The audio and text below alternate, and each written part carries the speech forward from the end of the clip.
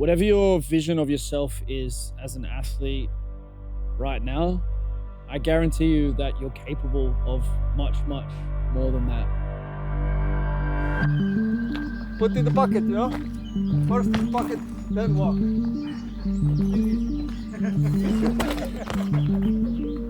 Very weird, you know? Very interesting, yeah. Guys,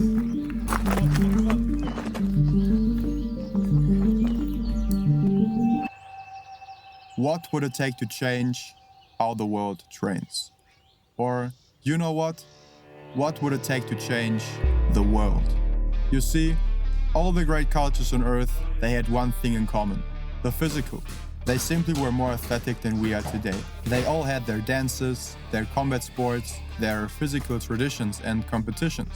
But we don't, and you cannot build yourself, a great community, culture, or whole society on a weak physical foundation.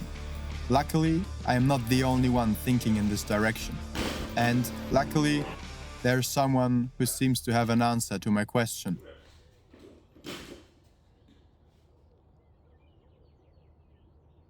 We're at a pivotal time in history for mankind, and our athletic ability is at an all-time low as a civilization, as humanity.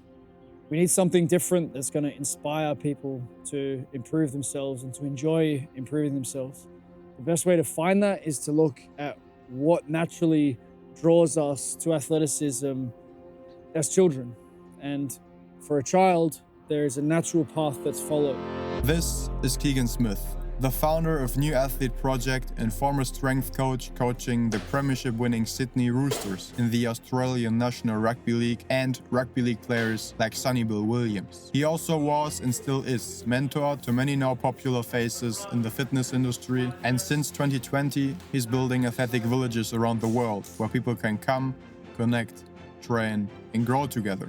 We are currently in one of these villages, in Montenegro to be exact. For Keegan, this is the perfect place to develop and share his ideas on athleticism and how to improve upon modern training.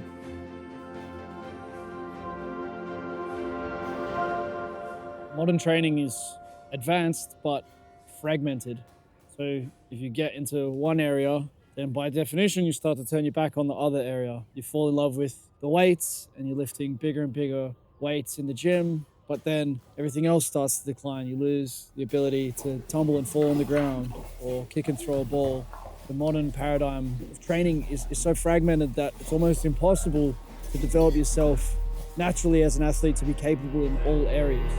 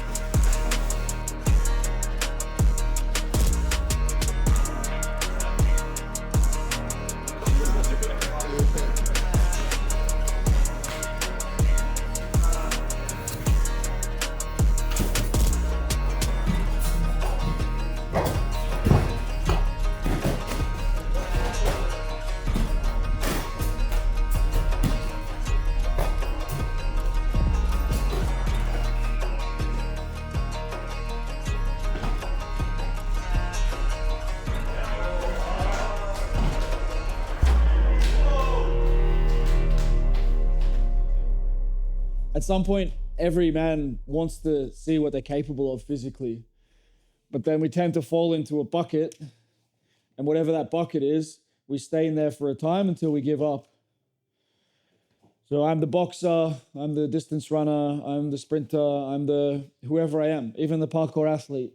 You fall into a bucket and then you're not really looking too much outside of that bucket. Some sports use many archetypes. But no matter which sport you play, there's going to be big gaps. You say, oh, like the soccer player is pretty complete because he's a good baller, and then they're doing bicycle kicks, and there's some acrobat there, and there's like a bit of argy-bargy, so there's some combat, and then they've got endurance, and they're fast, and they have some muscle mass, and they have to stay healthy. So like soccer players are complete. But then you ask them to throw, or then you punch them in the face. Or then you say, okay, instead of the bicycle kick, it's a corkscrew, or it's a macaco, or it's a handstand, and nothing, right? So you can have a little bit of each of them, but they all have many categories within. The 7 archetypes that we use inside a new athlete is modeled off this childlike natural development. You have the acrobat, the baller, the combat dancer, the endurer, the fastest, the giant, and the health yogi. These archetypes are athletic abilities that children will naturally want to develop. As we improve in any of these archetypes, our overall ability as an athlete and our potential to achieve in any particular sport improves. So to get the fastest transformations, we need to work on the skills. Also with the endurer, the fastest, and the giant, there's going to be a slower structural change that goes with that. So with the first 3, we can make someone a completely different athlete within 5 days. And you're going to experience that here. There's going to be things where you're like, there's no way I could have done that, and then you're doing it. So neurologically, we can become very different, especially within a year. You think of like someone coming to see you for a year, and they're going to do some of this every day. You can create a huge change in the way the brain is wired. The big brain is primarily there for movement. The brain lights up most with movement. Mathematics and stuff doesn't light the brain up in the way that movement does. So when we light the brain up again, we live again. The brain lights up most with movement. That's extremely powerful, but I think that most people don't want to understand that nowadays. If you are the one practicing skills like juggling in the gym, you can easily get ridiculed. But why? Of course it looks funny, especially when you are just starting out and you drop the balls all the time. But the main reason why people make fun of skill training is they cannot see a benefit, literally. With juggling, you won't get a pump, you won't build muscle, strength, or explosiveness. At least not directly. And here lies the problem of the modern paradigm in training. It focuses only on developing the hardware. Of course, the hardware is important, extremely important to be exact, and you would be a fool if you would say juggling is enough. But the reverse is also true. You cannot only train for hardware adaptations. There is so much to be gained working on the software as well. Juggling has been one of the key tools for mental transformation of men. It is proven in its ability to restructure the mind, build a deeper connection between the left and right brain, more white matter, more gray matter in the brain. There's a lot of research about this.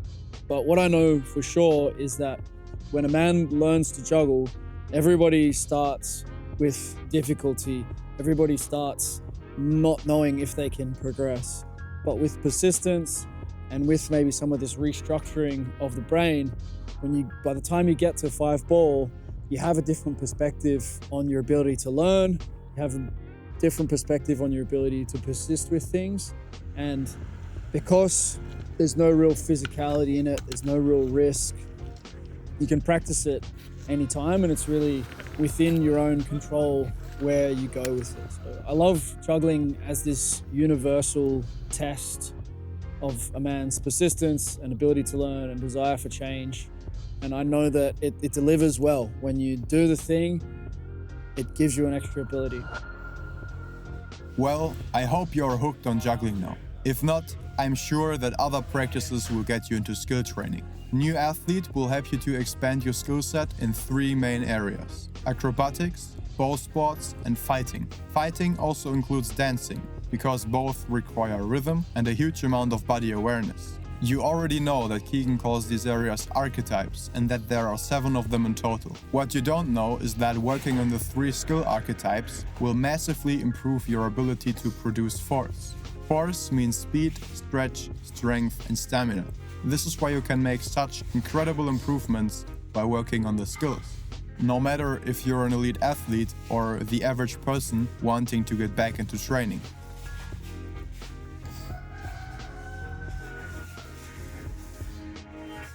Generally, when we think about skills, which is the first 3 archetypes, the acrobat, the baller, the combat dancer, generally we think about one specific sport of what's required for soccer or for basketball or for gymnastics. And then we use the other 3 archetypes of the endurer, the fastest, the giant.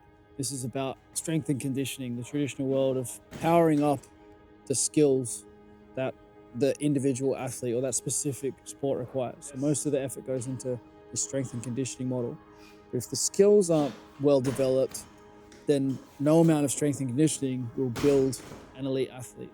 This skills-based approach of becoming a more skillful athlete puts the strength and conditioning to work. So it makes more sense for the average person to develop on their connection between brain and body than to simply think of themselves as a machine that needs to be powered up.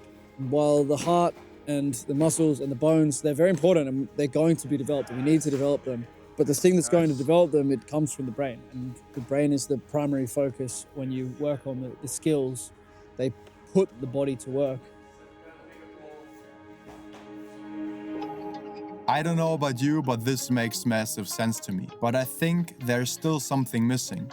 Do you remember when Keegan talked about the natural path that children take to develop themselves? I wonder, can we rewalk this path and learn as fast as children do again? If yes, we can change and tap into our potential way faster, which is not only beneficial for ourselves, but also for the ones around us. At least as far as I understand. But let's hear what Keegan has to say about that.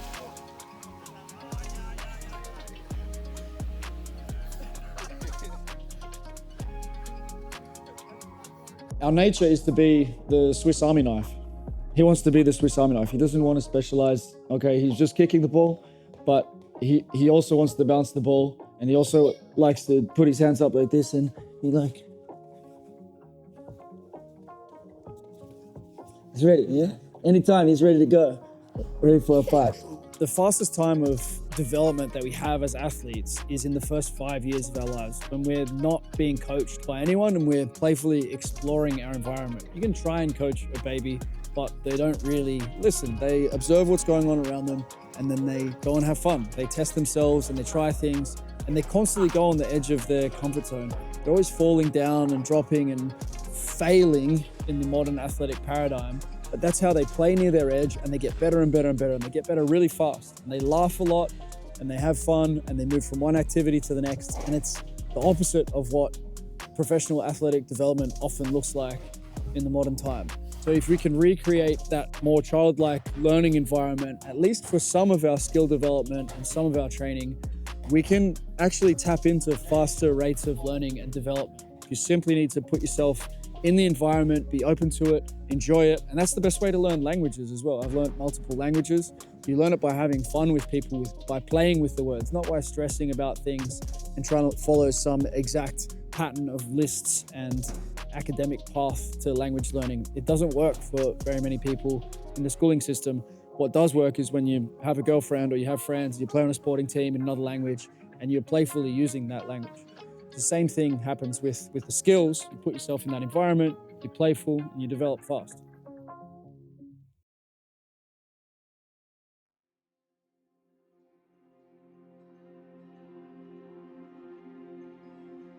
I know this was a lot of information, but if there's one thing I want you to take away from this video, it is the following.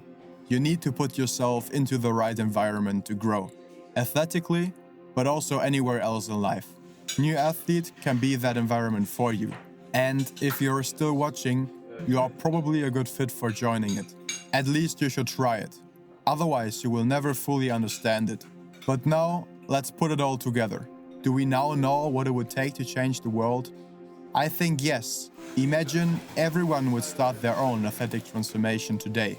Imagine everyone would expand their mind and body in a way that makes what before seemed impossible, possible. I am sure that New Athlete will change how the world trains. It already does. But I also think that New Athlete, through its methods, has potential to change the world in general. So, give it a go and become part of it. But before you join, please listen to what Keegan has to say to you one last time. Whatever your vision of yourself is as an athlete right now, I guarantee you that you're capable of much, much more than that. What you've achieved athletically is a small fraction of what you could achieve. When you achieve more of that potential by doing something different, by getting yourself in a different training environment, you create a different experience for yourself in life for the rest of your life. You change the image that you have of yourself, and this is the most important thing that you can do. When you know yourself more fully, You have so much more to offer the world. So stepping into the challenge of athleticism and taking on the possibility or the chance that you can be much more than you are right now is the most important step that a man can take.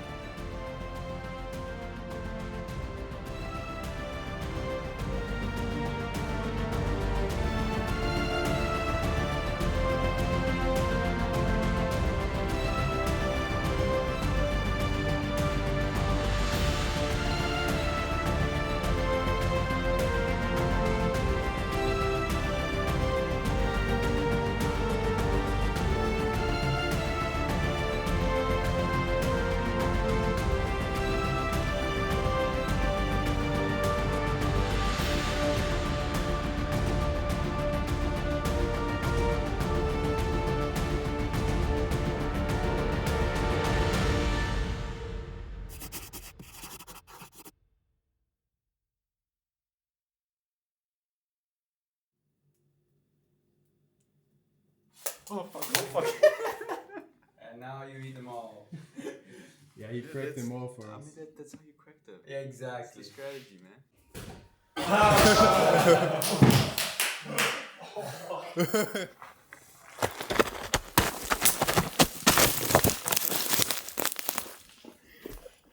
For you.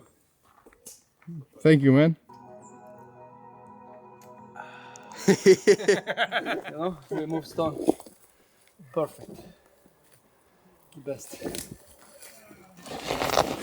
Maybe later you will say we need stone here, put back. Okay.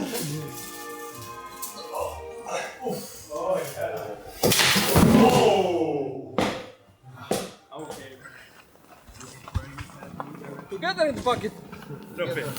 I never see before.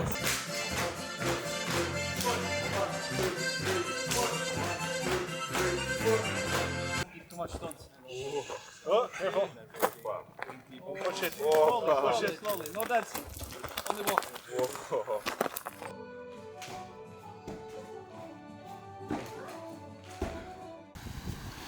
Get it myself. A few throws, yeah. Machine. Stones feel good. Get some sun. Holy fuck. I haven't seen that happen yet. I think it wasn't tight enough. No, that's good. I felt fine then. We cannot put this into the commercial though, yeah?